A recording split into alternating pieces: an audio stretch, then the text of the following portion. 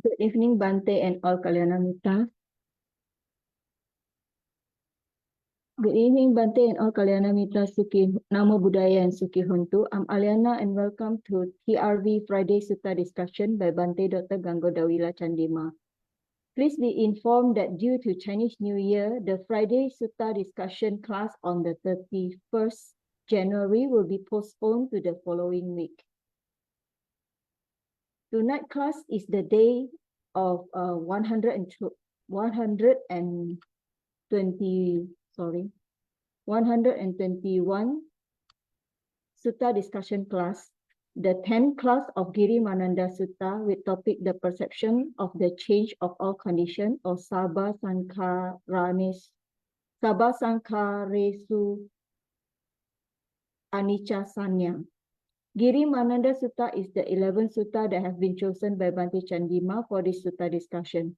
In previous classes, Bhante has discussed about Mangala Sutta, Ratana Sutta, Metta Sutta, Sigaluwada Sutta, Dhammacakkappavattana Sutta, Sabhasawa Sutta, Patakama Sutta, Patama Samajivi Sutta, Alawaka Sutta, and Dajaga Sutta, which Bhante has elaborated those sutta in depth. For those who have missed our previous classes, please check on Ti-Ratana Vihara Amapadana Klang Facebook page and YouTube channel. We have uploaded the previous classes there.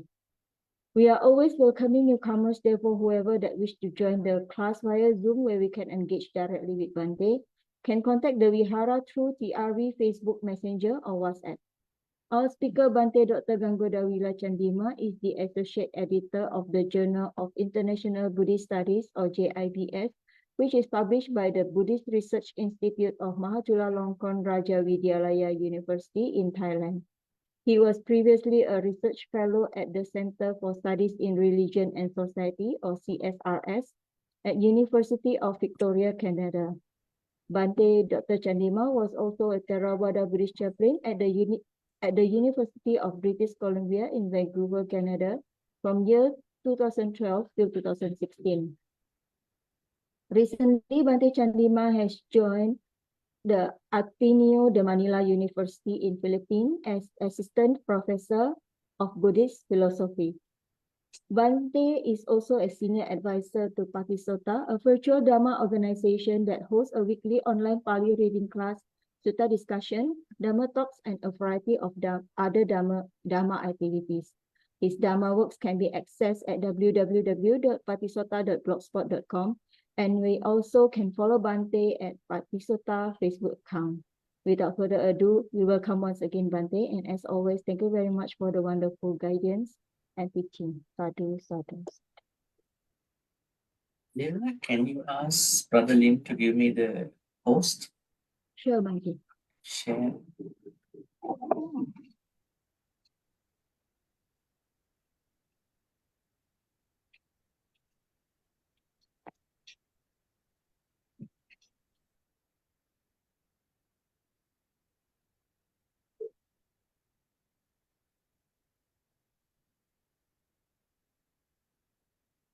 Okay, I got it. Thank you, Aliana, for the introduction. Today is going to be 122nd Sutta discussion. Welcome, everyone. Good evening, Dhamma friends. We are going to start off our Sutta discussion by paying respect to the Sadhu, Sadhu, Sadhu. Namo tassa bhagavato arahato samma sambuddhassa. Namo tassa bhagavato arahato samma sambuddhassa.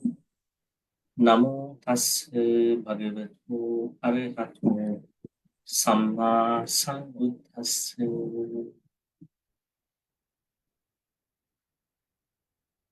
Today, we have Aliana, Liv, Ryan Chen, Margaret Tan, Kelvin, Kim, Barbara, Melinda, TC Limsa, there is Sumita, Jacqueline, Hema, Mayap, Lily.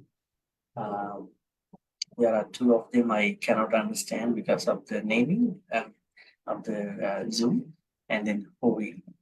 So everyone, welcome, and then we are going to continue the what you call sanya, the discussion of the 10 sanyas from 8 sanya. So we have done up until 8th sanya, and today we are going to discuss the 9th sanya, and then next week we can discuss the last sanya, 10th sanya.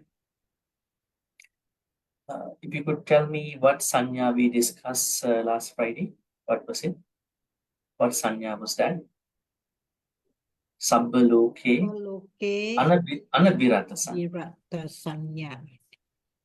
And then how did we explain and understand Sabbaloke Anabhirata sanya? That means the perception of Anabhirata, non. How did we explain that? Anabhirata. Non-delight. Non-delight. The entire world. With regard to the entire, I could say universe as well, because although it is said, we call Sabbaloki.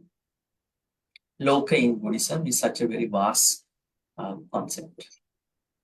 So what was the importance of this 8 sanya? How did we understand it? We said that it is not to limit us in exploring the universe, the world beyond us. It is not just to get stuck in the external world. Otherwise, it is okay to explore the world. Do you explore the world sometimes? And we discuss about traveling, right? Traveling is a good way of exploring. But every time we travel, we learn something. We learn about places, we learn about people, we learn about us, probably our own mental states, our own behaviors, and also the other people's behaviors, their hospitality,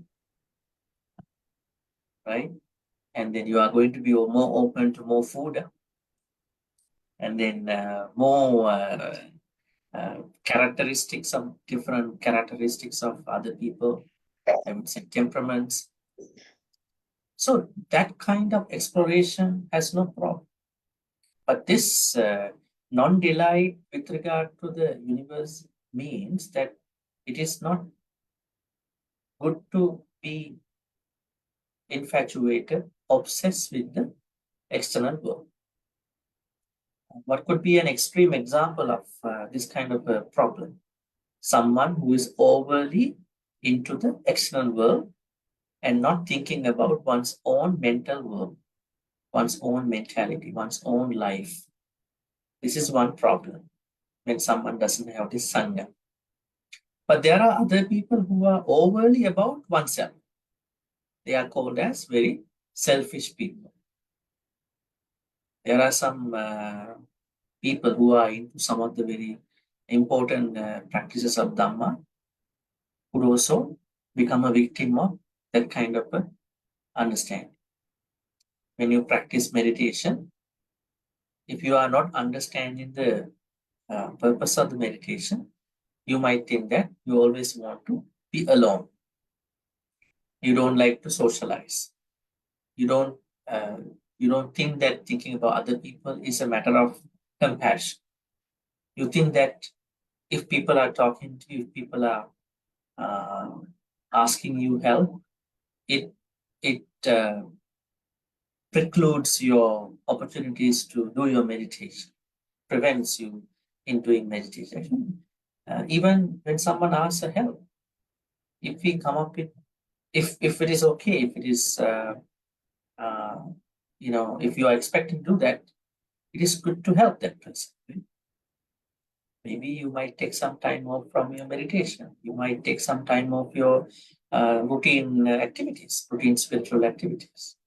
But there are people, when they get to certain spiritual practices, they feel that they don't want to think about other people. They are going away from the karuna, compassion. Right. Some time ago, I heard an interesting story which I sometimes share. This is not about everybody's stuff. Don't take it that way. There was a flood came into somebody's house somewhere in the world. The neighbor was a different religious person. So the people of the neighbor, in whatever from that religious place, within a couple of hours, they started coming to that house and they started helping, scooping, and then helping that place. Probably there were different things after the flood. But the Buddhist person's house was not looked at by any temple friends. So we don't have that kind of community. We only have the communities are high and by, we only help spiritual activities on. So the Buddhist person, even nobody asks, what's going on in your house? Do you need any help? So why don't we have that kind of community support? Even you need or you don't need it.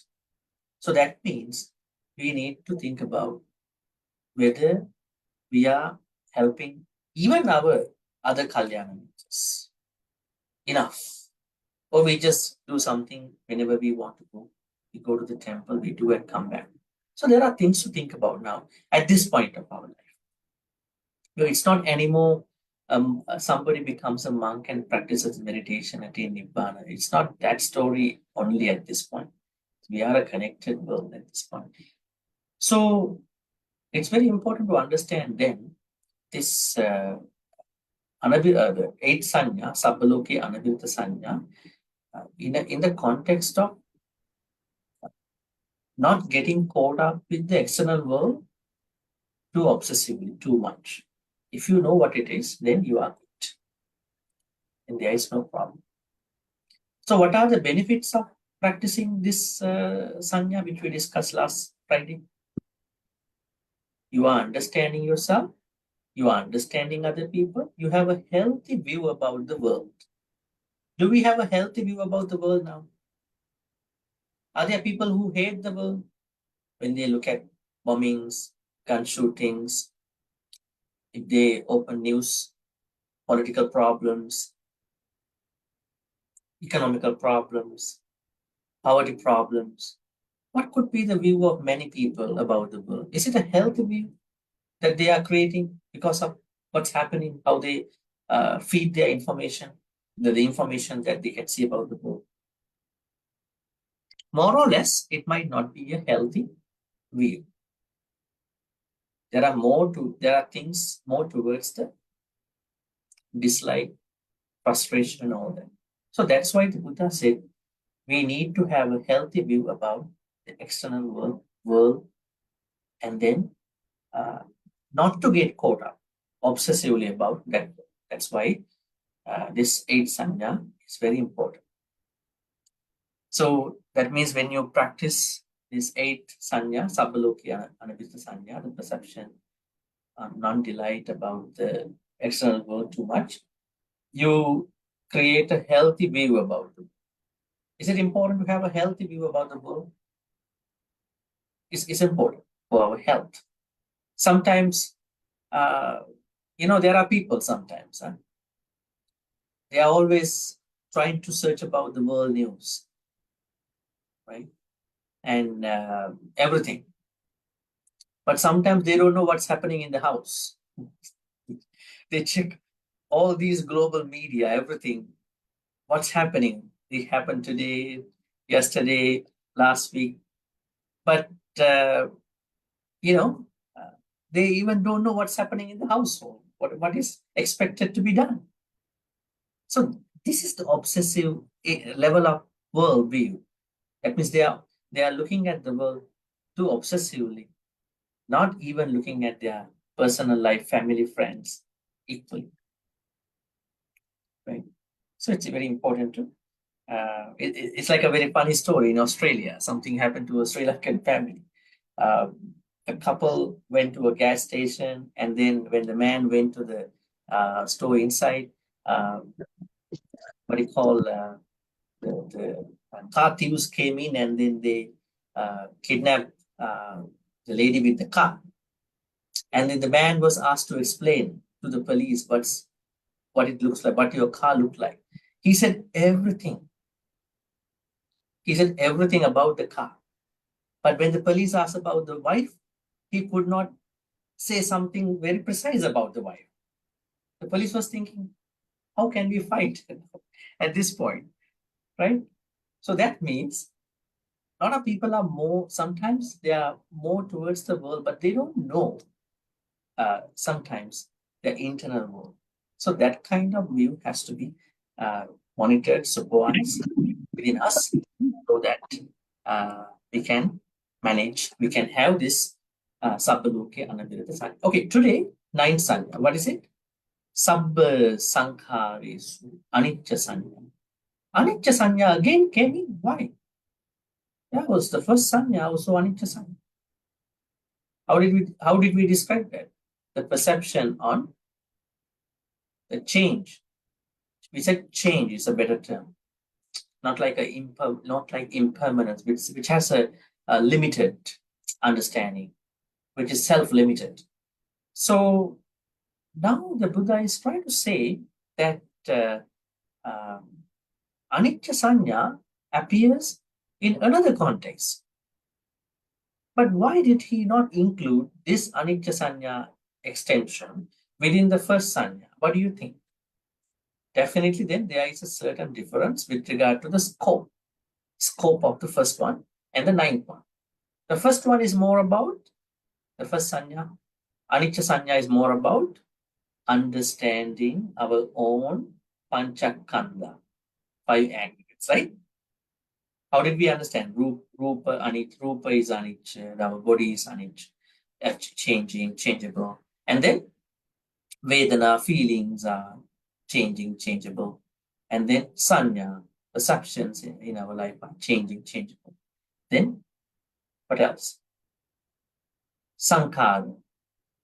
Sankhara means, and in that explanation, Sankhara means good karma, bad karma. They are changing, changeable. And Vijnana is changing, changeable. Now, this 5 aggregates context is itself the Anicca Sanya.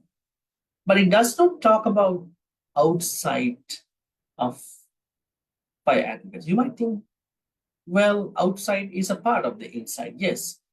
But this 9 Sanya, which is an extension about the first Sanya, Anicca Sanya, is about Sankharas. So we are Sankharas, but more Sankharas are happening outside of us. Is internet a Sankhara? Internet is a Sankhara, right? Conditioned phenomenon, right? Why is it? Somebody made it. Now through internet, internet has been evolving a lot. Through internet, then there are different other things are happening.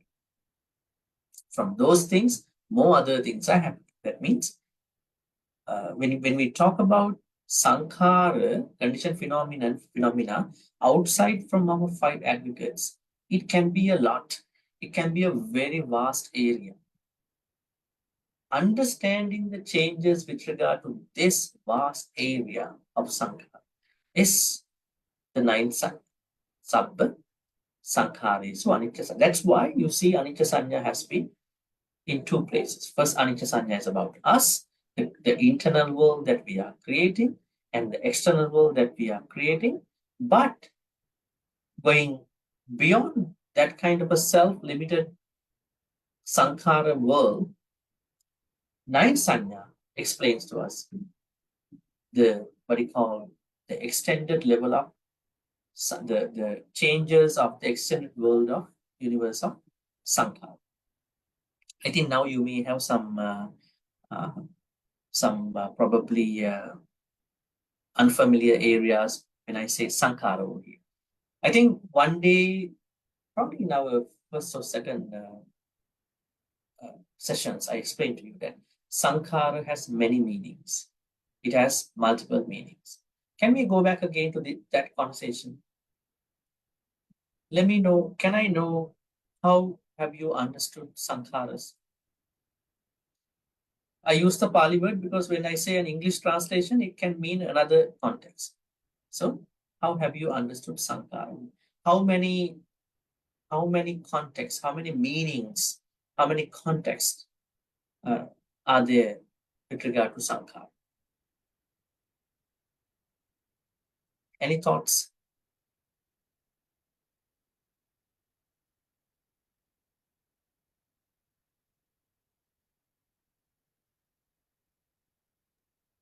Let me ask you, yes. A conditioned phenomena, all conditioned things. Okay. Conditioned phenomena. Okay, this is one of the very important aspects of Sankhara. Conditioned phenomena. What is a conditioned phenomena? A little bit of a deeper English word, right? What is a conditioned phenomenon? How to understand that? Condition means, are we conditioned all the time? Yes. Even now, are we conditioned? Yes. We are conditioned. Even now, we are conditioned. How are we conditioned? Through the causes and Effects. their effects. So, between the causes and effects, there is conditioning happening. In Abhidhamma, there is an interesting concept for that. Even with regard to Paticcasamuppada, we call it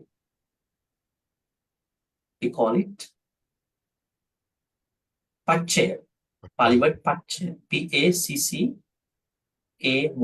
Paccaya. Paccaya means conditionality. Now, there's a Abhidhamma book called Pattana Pakarana. Last book, the biggest Abhidhamma book, largest Abhidhamma book. It's called Pattana Pakarana. You don't need to read it, I just tell you. Otherwise, you will try to turn over the pages of this book and then get stuck more and more. Okay. Pattana Pakarana. Okay. Pattana Pakarana. Last book, 7th book of Pali Abhidhamma. Now, actually, this Pali book, what you call Abhidhamma work, only talks about conditionality. That's a nice thing. Now, out of the 7 Abhidhamma books, the last and the largest, I would say, the vast Abhidhamma book, which is called the Pattana Pakarana, only discusses about conditionality. So, conditionality is the most important concept to understand our kusala akusala nature and thereby become an enlightened person one day. Now we are always talking about tanha, craving, clinging. But what are we not able to understand about it? It's not the tanha. What is conditioning us into tanha? What condition tanha? How tanha conditions us to upadana? So this linkage, the nexus or the linkage between the akusala or the kusala is the most difficult thing to understand. Think about, somebody might say, you know what, I'm so angry, I learn a lot of metta meditation, I go to many retreats, listen to many dhamma talk, but still I'm angry. What's going on? Then the problem is not the anger. The problem is what conditions that person's anger, what causes and condition that person's anger. That person has to look at it. How to look at it? That person has to do self-review, introspection, or I would say reflection. Why am I getting angry? What causes me to be angry? Anger is a normal state of thoughts for everybody, right? Actually, anger starts from a dislike. Do we have to keep dislikes in our life? Do we have to like everything that we see? There is someone who is making a soup for you, okay? But out of a mistake, that person had added a lot of salt into that. Now you cannot drink it, but that person, please have a sip of this soup I made for you today, but so salty. You have a what do you call high blood pressure problem as well. That person even doesn't know about it. Then how are you going to do it? How are you? What will be your response? You cannot reject as well. You cannot ask him or her to pack it for bringing, take away. What are you going to do now? You are in a very complicated situation now. Right? So how to understand the state of mind at that point? It's more about what conditions your frustration. Actually, that kind of a dislike, probably you have to dislike it because you have a health problem. And that means that kind of a dislike is okay. But what if you are bringing that dislike onto the anger or hatred? That could be a problem. So that means if we understand causes and conditions, we could have been much, much wholesome in our life. That means I'm talking the future now from today onwards. So if you look into the causes and conditions of your kusala activities, you could have avoided and you will be able to nicely move on with your kusala. So that means understanding conditions is very important. Now, going to the condition phenomena, the Pali word sankhara. The Buddha said that all phenomena are sankhara. That means everything is sankhara. There's only one thing that is not sankhara. Sankhara means there cannot have any conditioning process. There is no conditioning happening with regard to that particular thing. What is it? Nibbana. Nibbana. Nibbana is the only unconditioned state. Why? Nibbana has no condition. Even you cannot say, I go to Nibbana. Because if you go to Nibbana, you go from somewhere to Nibbana. There is a condition to the Nibbana. Right? So there are people who are saying, I want to go to Nibbana. I want to go to enlightenment. That means you think there's a certain condition for you to make. So Nibbana is a state of mind that appears once you stop the conditioning process. If it is achievable through the deconditioning process, then you cannot say you go there. But you see, in many English translations, some people say, I want to go to Nibbana. Right? I think there is this idea called Pure Land idea. I want to go to Pure Land. I want to go to the vicinity of Buddha Amitabha. That's kind of a Mayan idea. In that way, it's good. It's okay. But here, we cannot say we can go. So then the first context meaning of sankhara is this conditioning process. Everything that is conditioned is called sankhara.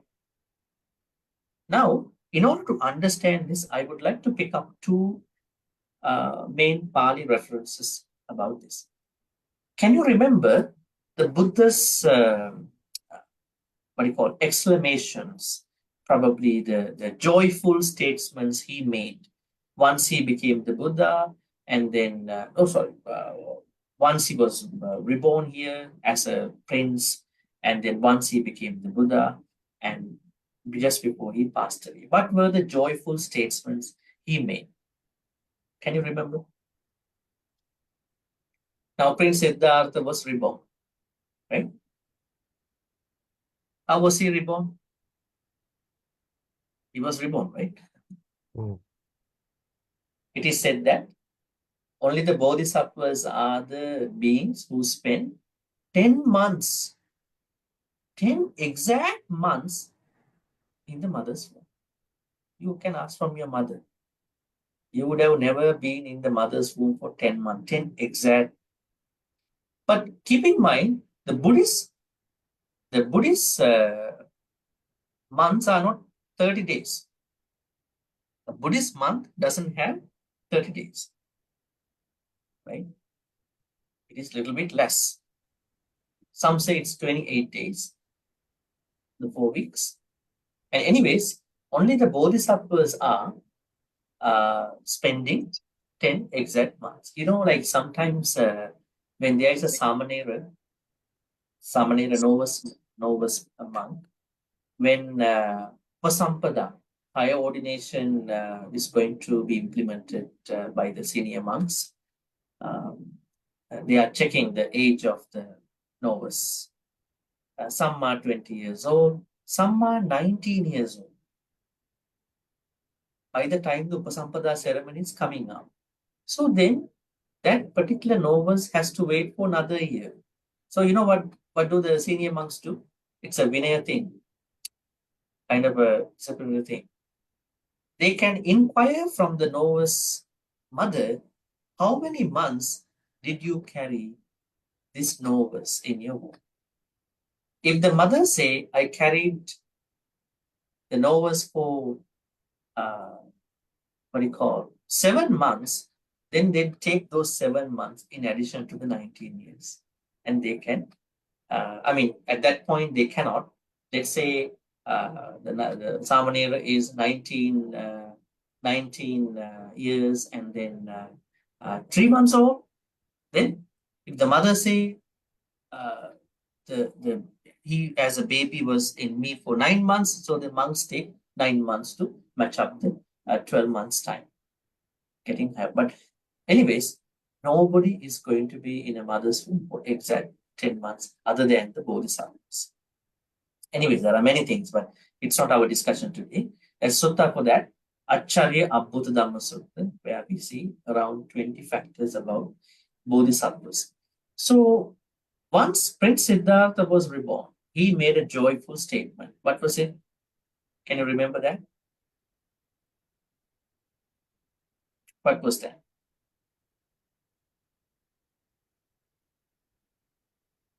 What was that particular statement? This is my last birth. Yeah. Aggo hamasmi lokasya. Bhante, I'm the highest. You say I'm the yes. highest, Right. I'm the greatest. Yeah. Aggo hamasmi lokasya. Jetto hamasmi lokasya.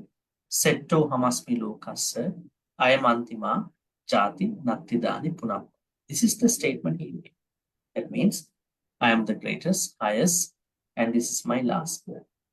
If a modern day baby is to say like that, what's wrong with you, right? What are you talking about? But this is a special occasion. And then when the Prince Siddhartha was going to, after Prince Siddhartha became enlightened, as a Siddhartha, he became the Buddha. And then at that point, he made a joyful statement as well. What was that statement? Aneka jati sansara. Aneka jati sansara. Sandha visang anipasang. Gahakarakang gavi santo. Dukha jati punam punam. Gahakaraka diktosi. Punagehanna tahasi. Sabbate pasuka bhagga. Gahakutang visankitam. Visankarakatang chittang. Tanhanang kayamanja. I think we should learn about it because that was what the Buddha said right after he became the Buddha. Udana Gata. Aneka jati sansara. Throughout the sansaric lives, I have been wandering in many sansaric lives. I could not see the carpenter who is building this house of sansara until this point of time. Gahakarakam gave santu dukkha jati punapuna. This house is the sansaric house which gave lots of pain. Gahakaraka dittosi. I saw that carpenter today. And then punagehan tahasi. That carpenter will not build the house again. Gahakaraka dittosi punageham house, car house. Sabbate pasuka bhakta. That house that he has been creating, building for many lives, has been destroyed by me with the rich hall of that house. With the rich, along with the rich hall. Then the Dhamma thing will come here. That's the place I want to quote here. Sabbati pasuka bhakta. Gaha kutang visankitang. Visankhara. There is sankhara, Pali word. Visankhara gatan chitta. My mind, the Buddha's mind, has gone on to the Visankhara. This Pali word. Visankhara. Unconditional. Now we know the word Sankhara. This is the word we are talking today. But then you can see this the Pali word that you saw earlier is Visankhara. What is Visankhara? Unconditional. That means as normal human beings or as normal sentient beings, our mind is always onto the stuck or maybe going on to the sankharas. Our mind does not go to the visankhara. Why is it? Our mind is naturally developing a tendency towards the sankhara. So is it a surprise for us? It is not a surprise because we haven't attained to that enlightenment. If once we attain the enlightenment, at that point, our mind will be on the visankhara side, unconditioned phenomena. Right? Until that time, we have to keep up with the life that's happening in our with regard to our internal life and then the external life. And the Buddha says, once I became the Buddha, my mind was on the opposite of the sankhara. Visankhara gatan chittang tanhanang kaimaja. How does someone's mind go to the visankhara? It is when that person uproots the tanha. So that means until you uproot the tanha, your mind is bent on, your mind is directed towards many sankhara. People, material things, money, problems that you had in the past, uncertainties you have for the future, frustrations, right? All these are part of sankhara. Once you attain to that level, sankhara, you have no problem with material possessions, money, uncertainties about future, worries about the past. There are no such things. It doesn't mean you don't have them. You have them. Nobody is going to, free from the financial problems, right? But the way how you look at those things could be very different from, much more insightful, much more different, much more healthier than how you used to look at it. Because there are lots of people who become enlightened as lay people. Right? They didn't want to become monks or nuns, but as a lay person, they become enlightened. Now, say for instance, Vishaka. Vishaka was a Sotapan, but still had a very good family life as a Sotapan lady. How did she, what do you think, how did she look at the money? How did she look at the relationship? How did she look at the husband and children? What could have been going on in her life? Right? You might think differently about it, but she had a Sotapanna life as a good lay person. Okay? So we understand Sankhara and Visankhara with the Buddha's second joyful state. Then what about his last statement? We may call it joyful or not joyful, but last statement, what he said just before he passed away. Strive with diligence. Strive faithfully. All component things are subject to change. Okay. All Why do you say Magi? All component things. component things are subject to change. How to make it in, how he gave in Pali? Vaya Dhamma Sankhara Appamadena Sammadeta. These are the golden Pali words. So we can look at it.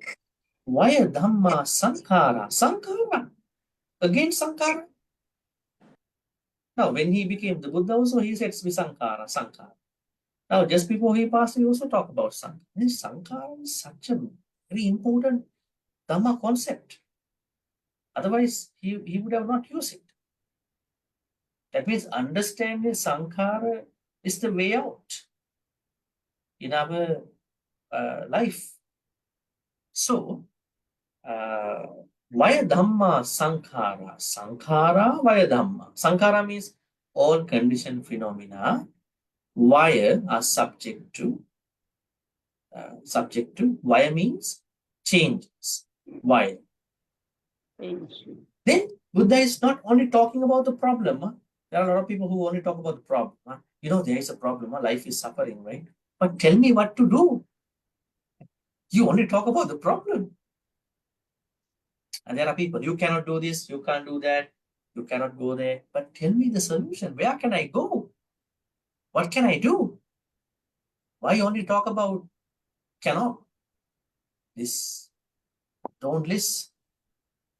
It's like no do's, only don'ts, right? Only don'ts all the time. The Buddha is not like that. Buddha is telling the problem and giving the answer, solution. And think about if we relate that to our life, household life. When a problem arises in a family household, are people in that household more talking about the problem or the solution of that problem? Tell me.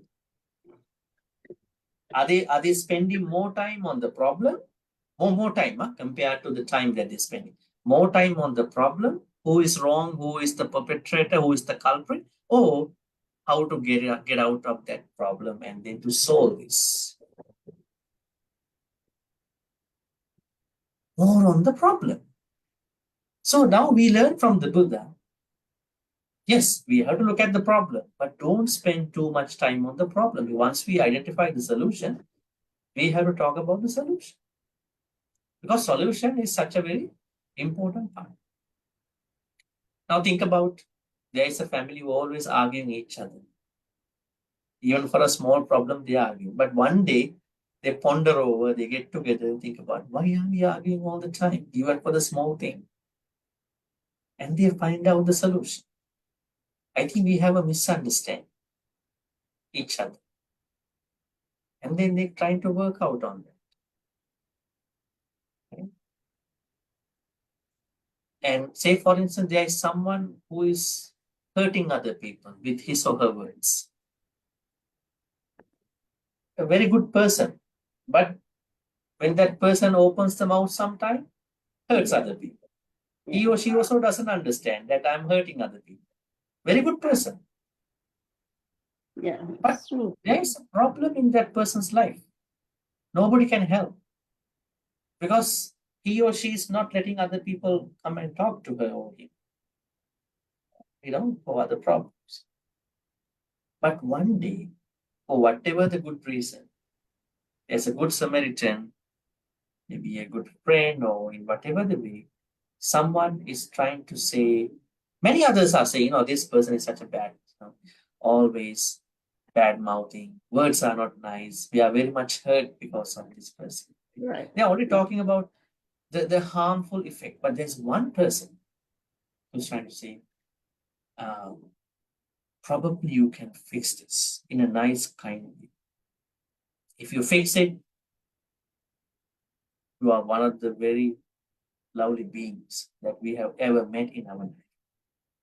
If you want to be eligible, deserving for that, then there is a way for that. So the person who has been doing this mistake for some time also gets to think, okay, he or she did not tell me in public, in front of others. Sometimes, the people who are doing things like that, they don't want to accept the problem because they are being pointed out in front of many people. So then that embarrasses that person. But that person is trying to told the problem in a nice, private kind of way. Okay? So in this way, we understand the nature of these issues. That means we are, for the most part, spending time on the problem.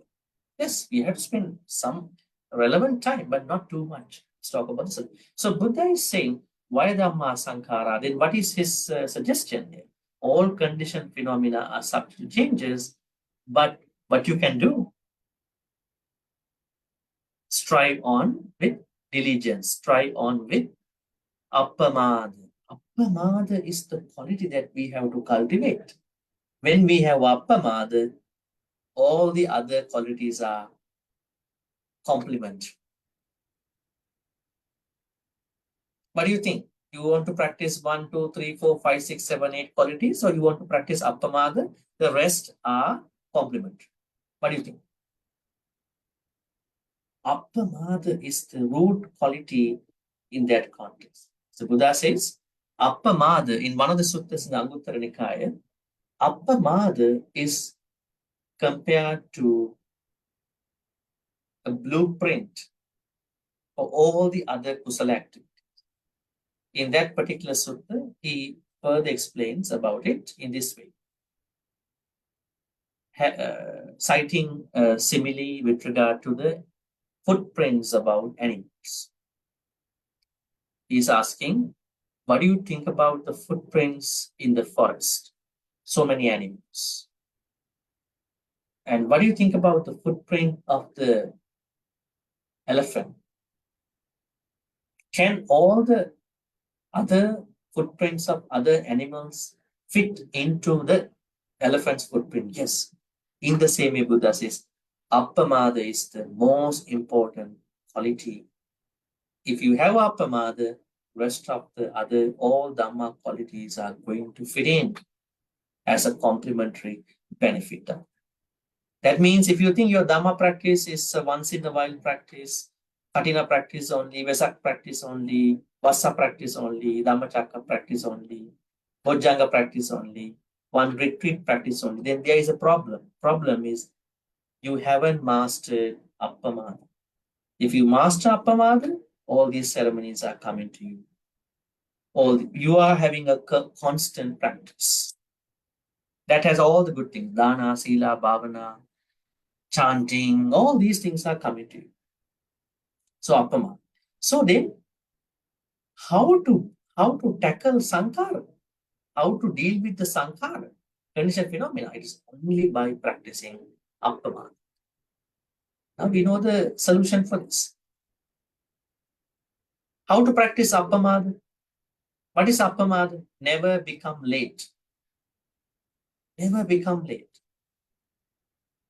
In Sri Lankan Buddhist culture, they have a saying, even if you go to the hell, go early, so you can have a little light work and come back. Sri Lankan Buddhists say, but nobody should supposed to go to the hell. Even you go early or later, same problem. So go early. Is doing things early making us into benefits in our life? Yes. Think about your retirement. A lot of people are very worried about retirement. Even in today's world, right? Especially our young couples in today's world, they are not sometimes getting married as well. Now, why to marry? Huh? Because we have to spend a lot of money for different things in today's world. How to afford the family? How to afford kids? Worried about the future. Whatever the global economic conditions to today's world. But if we plan our life, can we end up with a nice, comfortable life? We can. Now think about it. Retirement is one of the worries of many people. Hit 40s, 50s, right? What to do? We have to plan about it. It's not just about saving money. Keep savings in the bank account. plan for it. So in the same way, becoming late in our life has a cost we have to pay. Becoming late in the Dhamma life has a big cost. Sometimes we cannot pay it in this life. So we are trying to become punctual for our normal life and for the spiritual life. Then you are actually creating that wholesome nature, that what you call nice nature for the upper mind. All right, now we are talking a little bit about sankhara. Now the Buddha says, all sankharas must be seen as a part of anicca. I think the rest of the sankharas can be discussed solely. You know that there are other meanings of sankhara. The first very important meaning of sankhara is all conditioned phenomena. What are the other meanings of sankhara, other contexts of sankhara in the Dhamma? Second is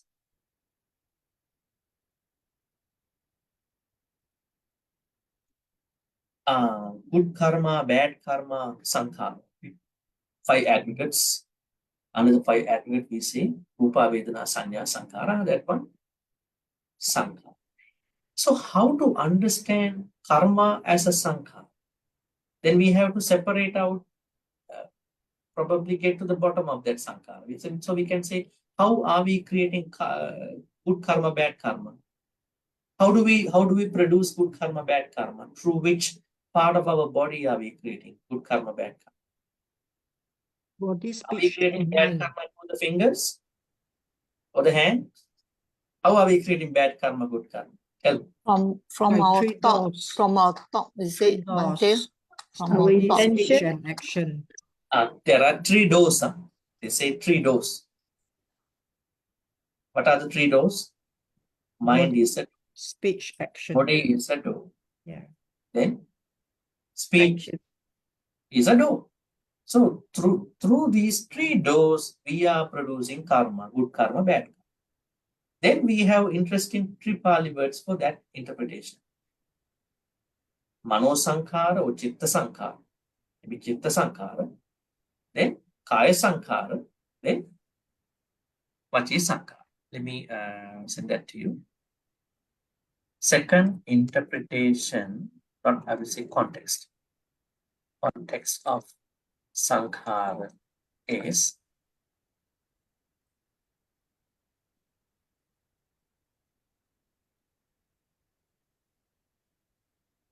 chitta sankhara. I'm going to send you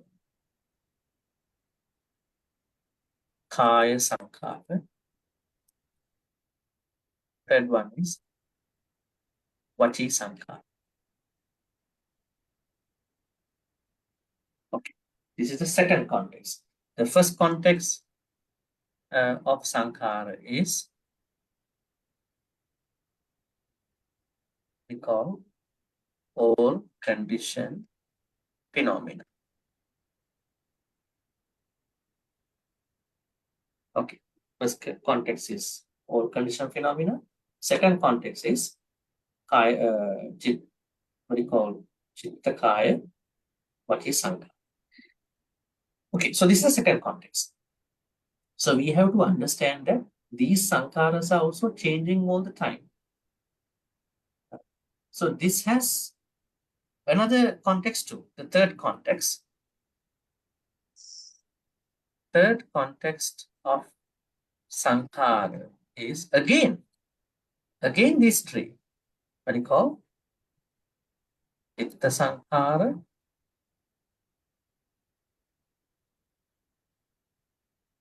kaya sankhara,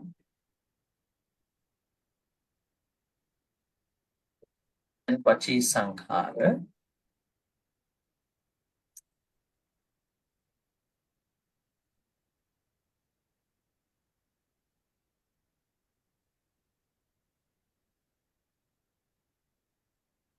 Third context of sankhara is again chitta, kaya, vachi as the cause to the second context. Why do I say so?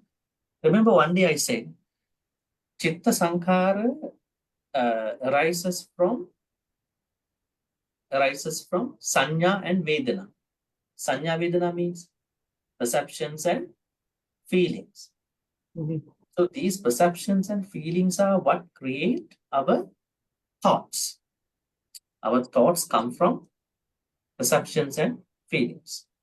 Then Kaya Sankara means Asasa Passasa, in breath, out breath, breathing in and breathing out. So our bodily actions are pretty much produced by Kaya Sankaras. Let's say you don't kill, you don't steal, you don't sexually misbehave. Those have a connection to the Asasa Passasa. Then Vachi Sankara, our words, not lying, not slandering, not hurting other people with your words, and not gossiping, idle chatting. So they are coming from Vitakka Vichara. Vitakka Vichara means they are two parts of the thoughts, but they are coming under the Vachi Sankara. So they are the ones that create the second context where you are making kusala akusala activities with regard to the mind, body, and speech. So as you can see now, there are many meanings, many contexts with regard to the Sankara. Okay. Now we are going on to the Sutta text. Let's ask someone to read. Okay. Okay, this part. Who would like to read? Oh, not this part. It's going to be here. Yes.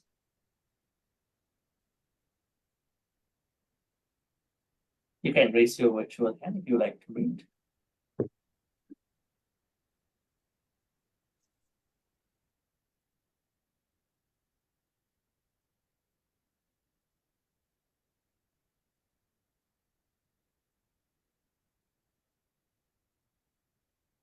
Where is it? Sumita there.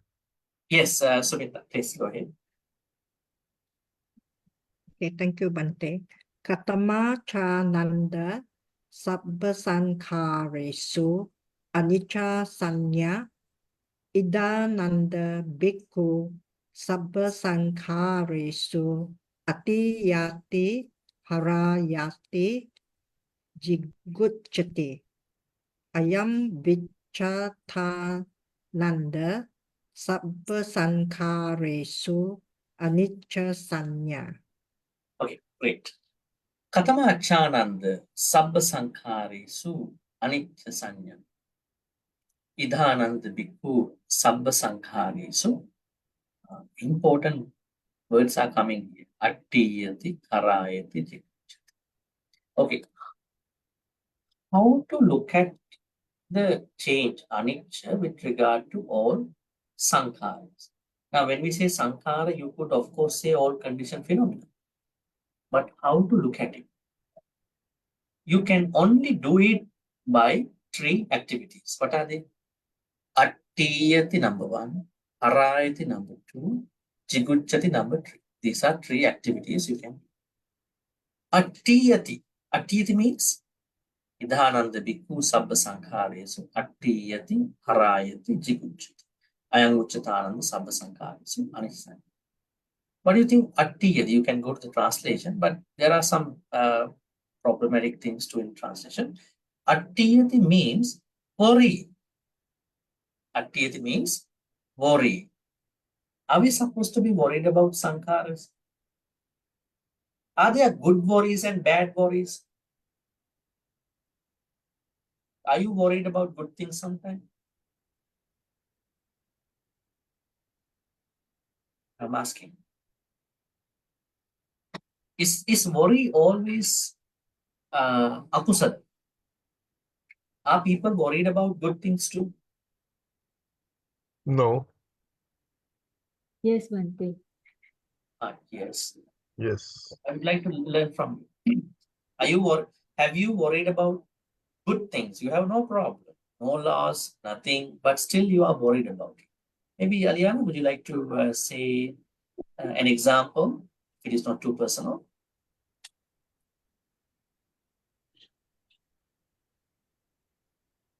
Maybe sometimes we worry that when we want to do dana and then something happen in the mid. Make a mistake, right? Yeah. Make a mistake. Yeah. Maybe you have something happening tomorrow early morning. You can't even sleep. Huh? This happens. You can't even sleep. Why is it? You want to do it to the best of you. So that perfectionism prevents you in sleeping, right? Because you want to do it like that. What are the other worries? Good worries. We can say good worries, bad things. Are people worried about good things? Than spiritual activities. Another one.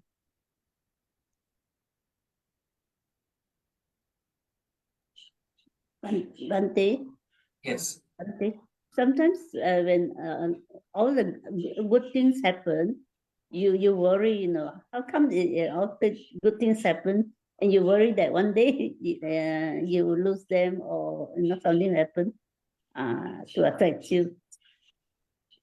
Like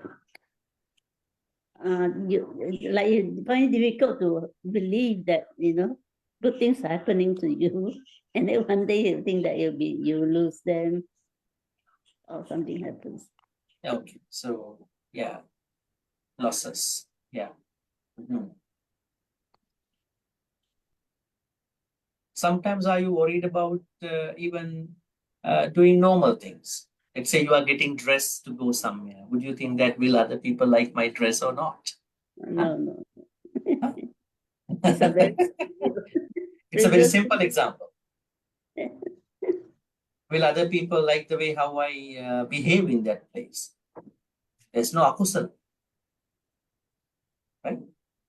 So anyways, people can worry about good things too. So that means the reason why I wanted to make a point here is that worry is not always comes under akusala. It can come because of perfectionism, because you want to do it in the way that you want to do it. But the problem is you expect to do things in a way, but it won't happen at the end. This is again a part of the dukkha, right?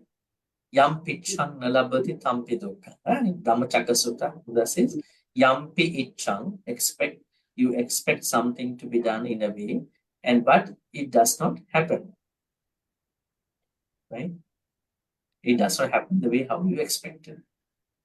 But as Buddhists, are we supposed to embrace changes happening anytime in our life? Even with lots of difficulties, sometimes change is very difficult, very messy, very uncomfortable. But after some time, we might feel that is the nicest, happiest thing that I understood in my life. So here, attiyati means you are trying to bring a certain worry about sankharas. This sankhara formation, condition phenomena, conditioning process, right? But that worry is not a akusala worry. Normally worry is a part of hatred. Why is it? You don't like to accept the changes, right? Worry arises when you don't want to accept the changes. But here, attiyati means that you have a certain worry, not in the akusala way, but because you know this thing can happen anytime. But you are not trying to make it a akusala worry. So this is called attiyati. Then the second one is called harayati. Harayati means this comes from hiri. Hiri. Shame. Hiri Yeah. otapa. What does hiri mean? Harayati. Hiri means moral shame. Moral shame means Yes. we can be shamed for different things. But for the most part, other people are telling us, you have to be shamed of what you did. Right? But Are we self-shame about what we are doing sometimes? Right? So we understand that Pali word hiri means moral shame. Does moral shame give us a lot of benefits in our life? Does it? It does, right? When we have a moral shame, it can help us a lot. Especially in times of getting caught up with akusala activities, akusala temptations, can help us to spend that moment wisely. Then harayati means that you are ashamed of engaging in those unnecessary akusala activities with regard to the sankhara. You have that moral shame. So it's not bad, it's a good thing. And then finally, jigucchati is Pali word. Jigucchati. Jigucchati. Jigucchati means Disgusting. disgusting. But we have to understand this English meaning in a proper way. Do we have to discuss the sankhara? So we have to have a certain, I would say, healthy frustration. Do we have healthy frustration sometimes? Have you ever called your frustration is healthy? Or you think that you are very driven by your frustration, you are so angry, so unhappy, you are so mad about what happened. Normally, frustration goes to the unhealthy part. You're not happy, you're mad about it, irritated, annoyed by what happened. But can there be a healthy frustration? Healthy one, you don't have any problem. You just say, yeah, I know. I don't have to chase after this. I don't have to chase, I don't have to blame anybody. Normally, we are doubling, tripling, quadrupling our akusala experience by putting blame on other people. We are always looking for the culprits of problem. We are the culprits actually. We are our own culprits, but we want to put that blame on somebody else, right? This is another way of, expanding our akusala activities. So there can be a healthy frustration. Healthy frustration means you are not creating anger or maybe any, I would say, bad thinking about anybody, but you know that it is not something to pursue in your life. You know it. Now let's take a food experience. You may tend to eat some certain food, maybe snacks between the main meals. You can eat, and there are lots of food in your house. But you are creating a certain healthy frustration. Why am I eating like this? Where am I going like this? Can I discipline myself? In order for me to discipline myself with regard to the food, I want to have an understanding about this particular bad habit. So you may be creating a certain healthy frustration. That could be the jigucchati. That means attiyati means you are kind of worried about, as a healthy worry about the functioning, working of sankharas, all conditioned phenomena. And then you are having the same thing about sankharas in the second working, what you call, you are trying to create moral shame of not getting caught up with the urge. Third one is you are going to, what you call, create a healthy frustration about it. So Buddha has used these three Pali words in many places for different purposes. Now I'm going to actually send you a couple of places the Buddha used these three Pali words in other suttas. This is called Majjhima Nikaya's 152. Right? 52. Can see this. Read it down. Okay, Majjhima Nikaya's 152 means, what is this sutta? this sutta is more about what do you call? Last sutta in the Majjhima Nikaya, Indriya Bhavana Sutta, and how Ananda is a disciple in higher training, the Sila, who has entered upon the way. Here, Ananda, when a bhikkhu sees a rupa with the eye, hears a sound with the ear, smells an odor with the nose, tastes a flavor with the tongue, touches a tangible with the body, cognizes a mind object with the mind. There arises in him or her what is agreeable, likable, agreeable. There arises what is disagreeable, dislikable. There arises what is both agreeable and disagreeable. Now we are talking about these three parliaments. Attiyati harayati jigucchati. At that point, he or she is ashamed, humiliated, and disgusted by the agreeable that arose, by that disagreeable that arose, and by the both agreeable. Now, what does the Buddha use these three Pali words with regard to the sensory experience here? That means whenever you are strongly caught up by Rupa, Saddha, Gandha, Rasa, Pottabha, Dhamma, these external objects, you can use these three activities in order for you not to get caught up further with those objects. This is one place where Buddha used Attiyati Harayati Jigucchati explanation. All right, then we are going to look at another place. This is called Anguttara Nikaya 3.9, I'm going to put like this.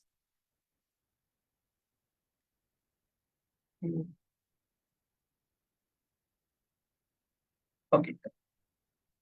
Monks. If wanderers of other sect, not Buddhist, non-Buddhist monks, non-Buddhist monks and nuns, were to ask you like this, friends, do you lead the spiritual life under the Gautama Sakyamuni Buddha for the sake of rebirth in the Deva world?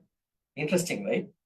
The non-Buddhist monks coming to you asking you, are you doing this spiritual life for the sake of being reborn in the next life as a Deva?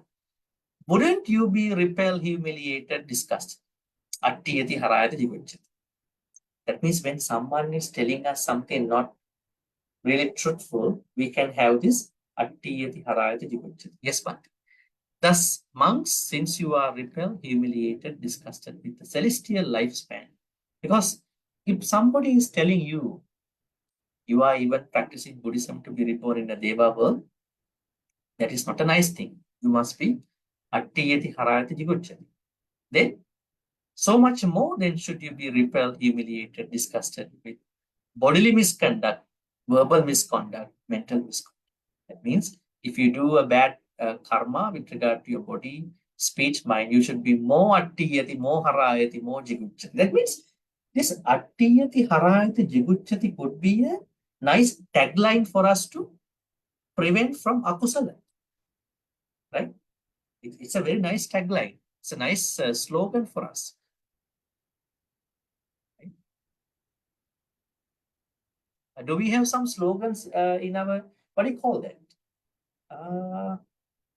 Some people maintain a wish board, right, in their houses, right?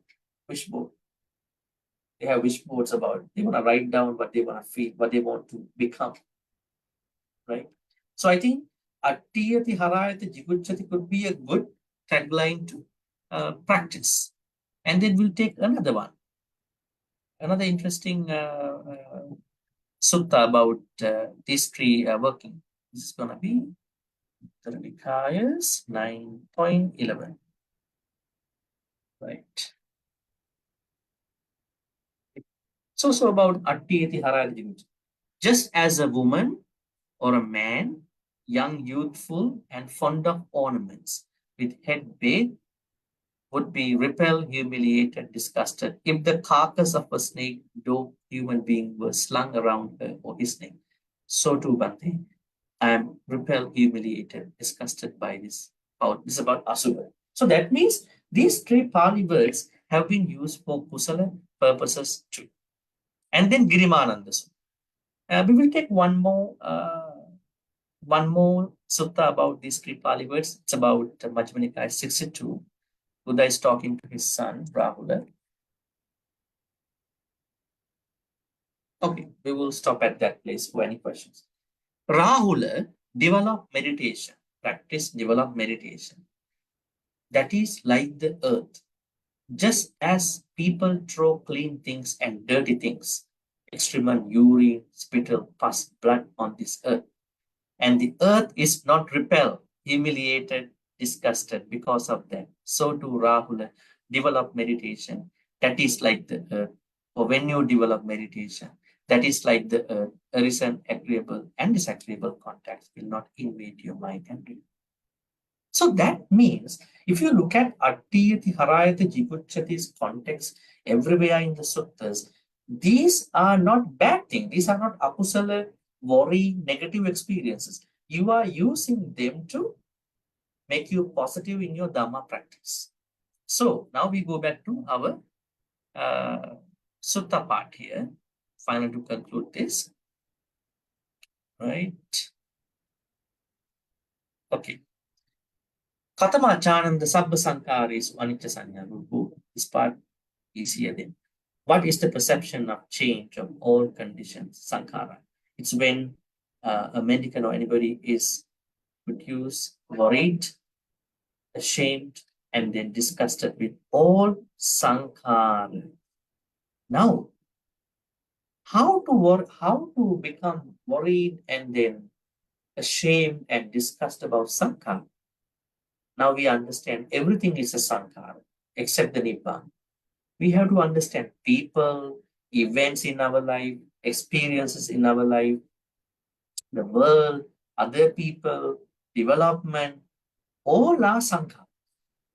So when anything is happening with other people to us, other things from other things to us, we have to bring up this attiyati. We have to have a healthy worry about being curious about what's happening in that particular phenomenon. Not create any akusala. And then become ashamed to check whether am I a part of that akusala experience or not. And then have a healthy frustration about how to stay on to my Dhamma practice with regard to all these things that I have. So this is called Sabba Sankharesu Anicca. Okay, I think you may have questions, so we can have some time now for the questions. Is anybody who have a question?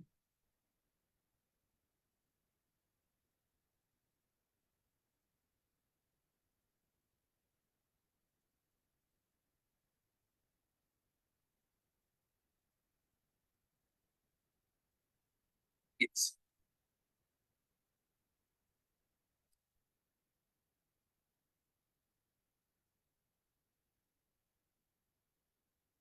Bhante, the anicca is spelled CCHA. Why?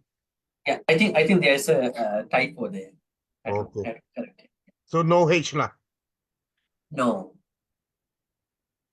I actually call it from the Burmese translation, so should correct it.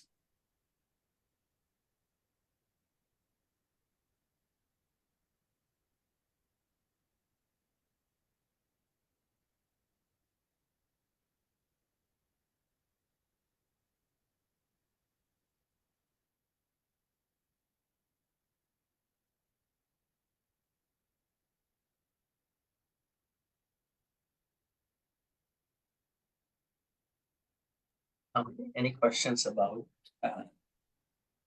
today's perception? Bhante, can explain the concept of apamada again. Is it diligence? We have so many translations for this. Yes, diligence is one of the good translations for Appaman. It means we need to be hardworking. That's a good point. We don't have to hard work. Dhamma cannot be practiced by hard working. Works But what I can say is that right effort. Now, Right. with regard to the right effort, Samma Vayama, Okay. because most of the apusalas come to us in a very subtle way. And you may not be able to hard work for akusala experience. You may have to understand those subtle, uh, subtle deviations when they come to you. So you're going to be very smart, very wise. And then, because it's a mental activity, right? Yes. Now, when you say hardworking, we have to, narrative is hardworking. It's about understanding how to, about those akusala experiences when they are going to arise. Now, one very good example is that anger. Have we ever experienced a moment of time like you are going to faint? I'm going to faint now. I know I'm going to faint. In the same way, you understand you are on the way to become angry. Normally, yes, I'm angry now. But have you ever experienced I'm on the way to become angry? Then at that point, have I been able to stop it in time? Or maybe to slow it down? Right? The worst part is what you talk after you become angry. Not you become angry itself, right? That's the worst part. So, Samma Vayama has to come to a level where you become aware about yourself. In order to do that, you may have to be aware about yourself. That being aware about yourself may not be a hardworking act. I think you all are hardworking, definitely, more or less.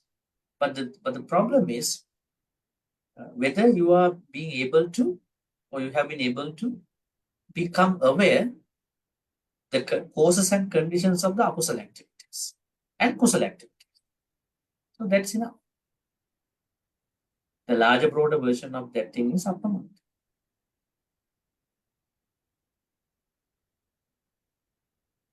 So we can translate it as mindfulness, Awareness might be a better term. Awareness. awareness. Yes.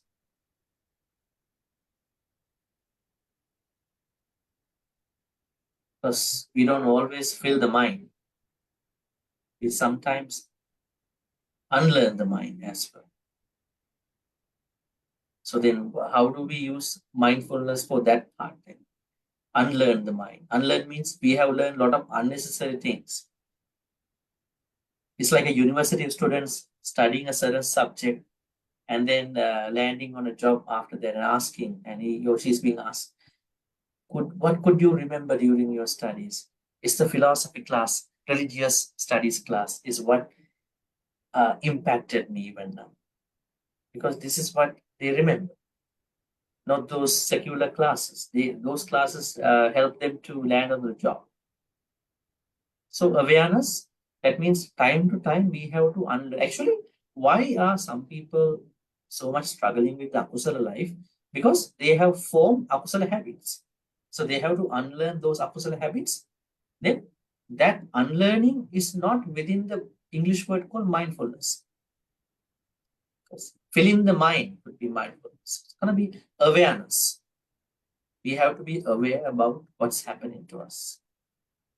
That will be the appamada.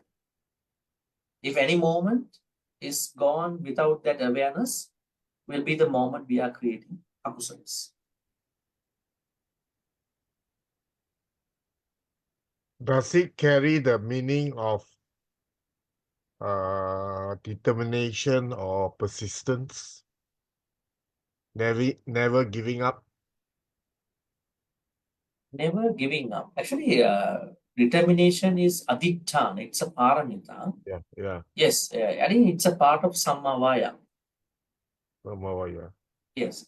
Rather than not giving up, it would be nice to say persisting effort, continuous effort. Persistence effort. Yeah, because sometimes we have to change our approach to the effort. So it might not be giving up. We may have to change the approach, the way how we've been doing, right? Yeah. Now, say for instance, you are dealing with a difficult family member in the household. 2024, you dealt with that person in a nice way, in a different way. But 2025, it's a different situation. You may have to deal with that person. Okay. So we may have to change the way how we do in the right effort time between. Yes, Aliana, can we do contemplation practice in order to be aware to our mind? Yes, contemplation, yes. Contemplation, definitely this is part of awareness. Yes, this awareness can help us to become aware. Actually, the best contemplation you learn today is Attiyati Harayati Jigucchati. You are looking at all the sankharas through Attiyati Harayati Jigucchati.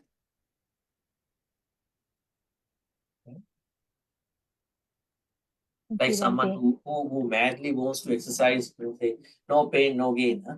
Putting the tagline in the house and say, Attiyati Harayati Jigucchati. In a nice way. Looking at it, you never become pessimistic about your Dhamma life. Okay, maybe we can take one more question and then we will wrap this up. Bhante, in the notes, the Ati is the English translation is horrified. It's not a good translation. These three Pali words have been translated by many speakers different. But I was more to talking from the Pali context. Okay. Pali context of Attiyati means Worried, become worried in a healthy way. worried or concerned. Yeah. Yes. So then Harayati is become ashamed, morally ashamed, and then healthy frustration. That could be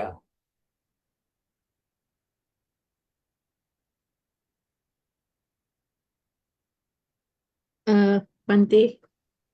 Bhante, I just curious to know. I just want to know, with this tagline, is more or less is healthy. It's good to have it in a condition like doing akusala activities. Is it? More to prevent from akusala. Yeah. Prevention So at that moment, things are coming, this thought should come in that will, morally feel ashamed or worried that the consequences will be worse off. Then you will avoid doing those activities, right, Bhante? Yes, primarily, yes, that is the plan. So, okay.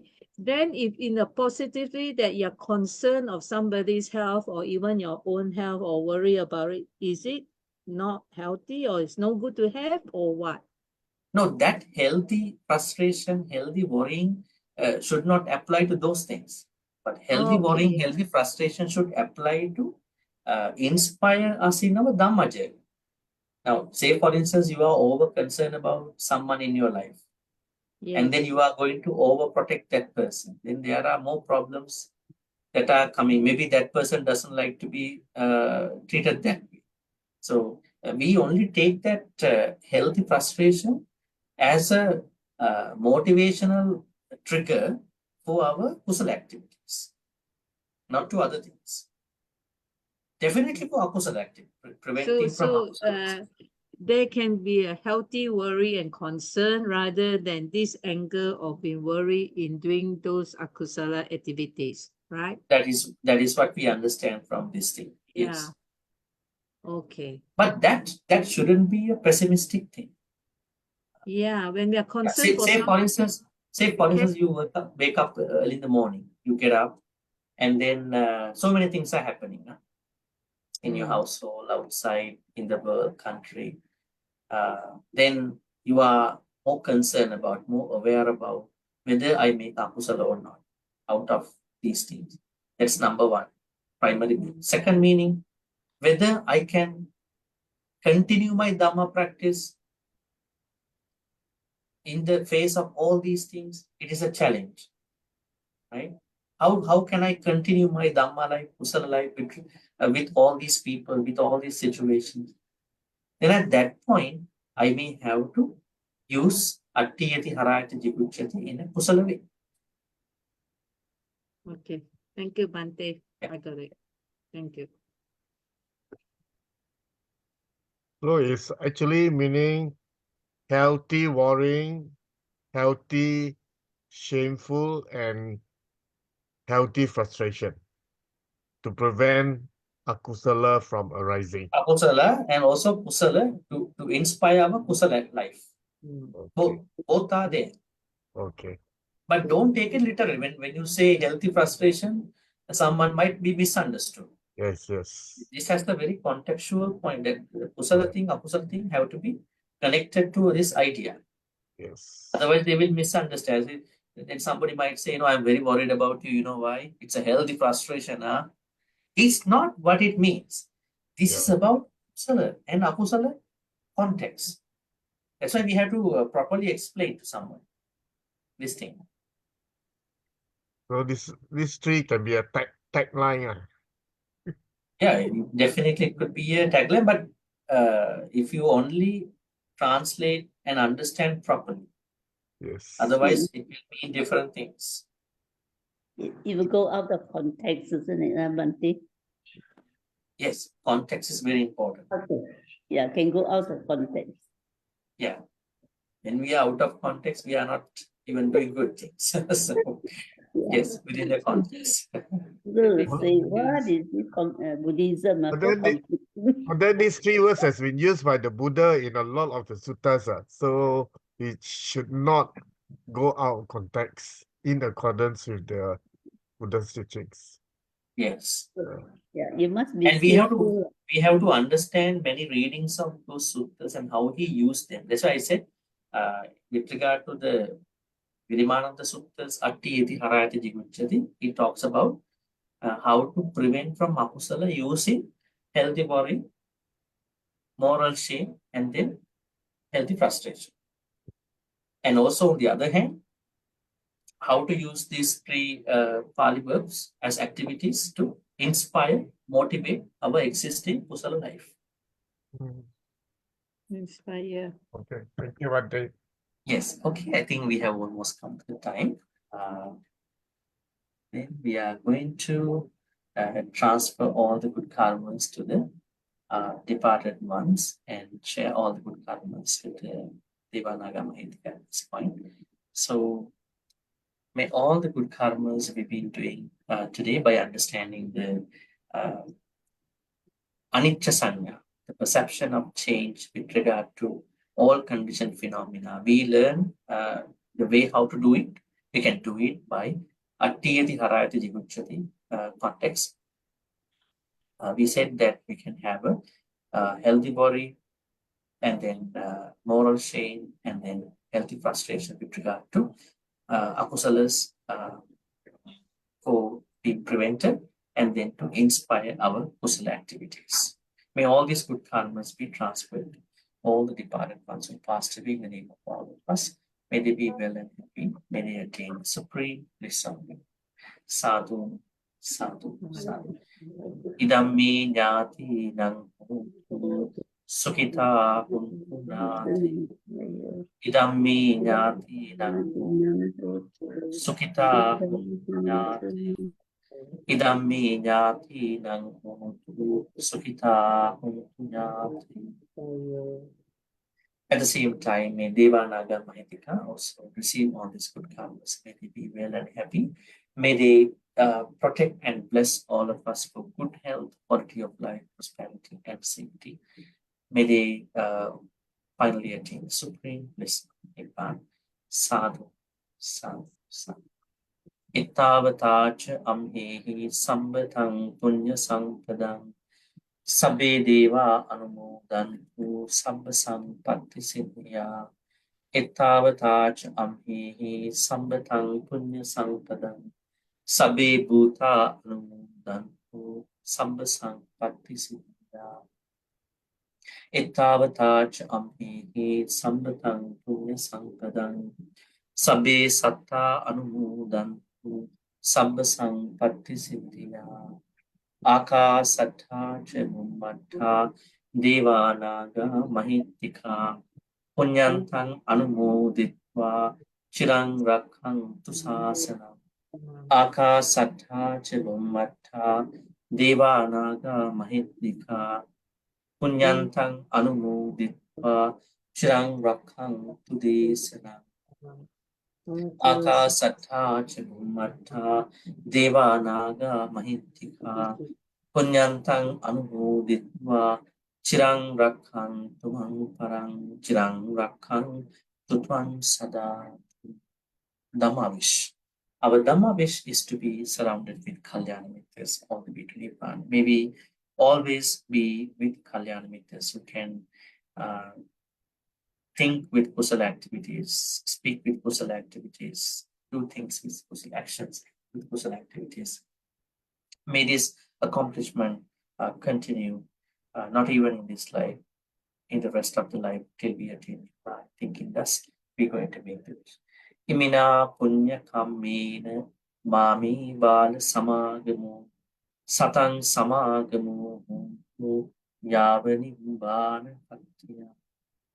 Finally, may all the good karmas we be making by learning about the 9th sanya, the Girimānanda Sutta. We have one more sanya to discuss. Actually, next Friday, we are going to learn about Anapanasati, meditation. Actually, it's a meditation.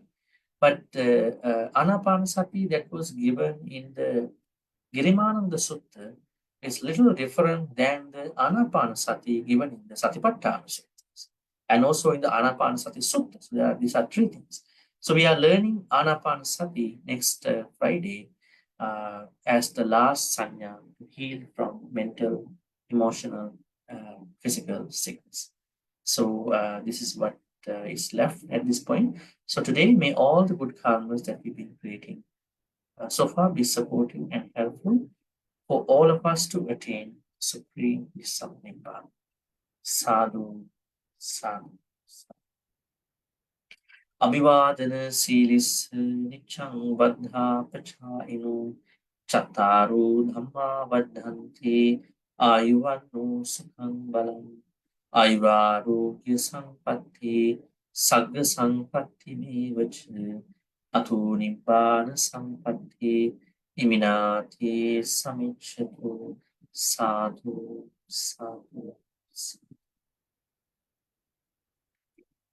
With that blessing, wishing you a blessing. Good night. Till we see again. Yes. Thank you. Good Good night. night, Bhante. Thank you very Good much, night. Bhante. Good night, brother Thank and you. Good sister. night, Thank Bhante. Bye, Love Bhante. you all. Sadhu, Namaste. sadhu, sadhu. Bhante, good night. you. Sadhu, Good sadhu, night. sadhu.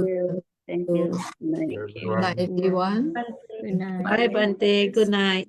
Good Good night. night, Hi, everyone. everyone. Good night, Sadhu, sadhu, sadhu. Sadhu, sadhu, sadhu.